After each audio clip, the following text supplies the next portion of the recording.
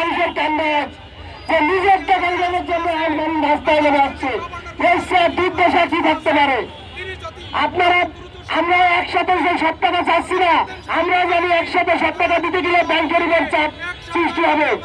Bank লেনদেন স্বাভাবিক করে দেন, তাহলে আমরা আশ্বস্ত হবে, সন্তুষ্ট আমরা ব্যাংকের প্রতি আমাদের আস্থা ফিরে আসবে।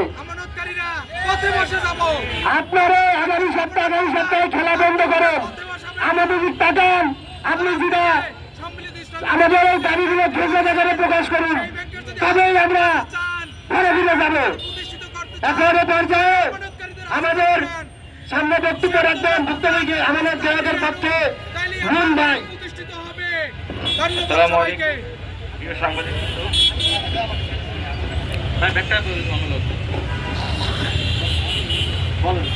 আমি একজন রেমিটেন্স যোদ্ধা। দীর্ঘ 20 বছর অনেক কষ্টে অল্প অল্প করে কিছু টাকা এক্সিম ব্যাংকে রাখছিলাম। তো আজকে দীর্ঘ প্রায় 1 বছর যাবৎ আমি টাকা তুলতে যাচ্ছি, টাকা পাচ্ছি না। আমি আমার অসুস্থতার জন্য চলে আসছি বিদেশ থেকে। এখন আমি যে অসুস্থতা এর চিকিৎসা করাবো, সেই টাকাটা আমি পাচ্ছি না। ব্যাংকে গেলে বলছে আজ বা তার কান্নায় বলতে বলতে 2 বছর 1 বছর হয়ে গেল। এখন আমার এই চিকিৎসার ড্রাইভার নিজেকে আমি টাকা রাখছি বাংলাদেশ অনুমোদিত একটি লাইসেন্সিত একটা ব্যাংকে। এখন লাইসেন্সিত ব্যাংকে দিতে ব্যাংকে যে আমাদের টাকা বহন না নেয়, তাহলে আমরা কার কাছে যাবো?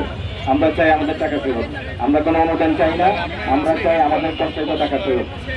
চারিদিকে আমার চাইতে টাকা ফেরতের নির্দিষ্ট তারিখ ঘোষণা করতে হবে। আমরা আমার টাকা আমার দাবি, আমরা চাই সমাধান, আমরা চাই নিরাপত্তা। ব্যাংকের প্রতি আস্থা ফিরিয়ে আনুন, টাকা হারানোর ভয় আর নয়। রেমিটেন্সের টাকা কারচুপি বন্ধ করুন। বাংলাদেশ ব্যাংক, তুমি নীরব কেন? গ্রাহকের টাকা নিয়ে ছিনিমিনি খেলা বন্ধ করো। ঘরের টাকা রাখলে নিয়ে যায় চোর, আর ব্যাংকে টাকা রাখলে নিয়ে যায় শিক্ষিত চোর।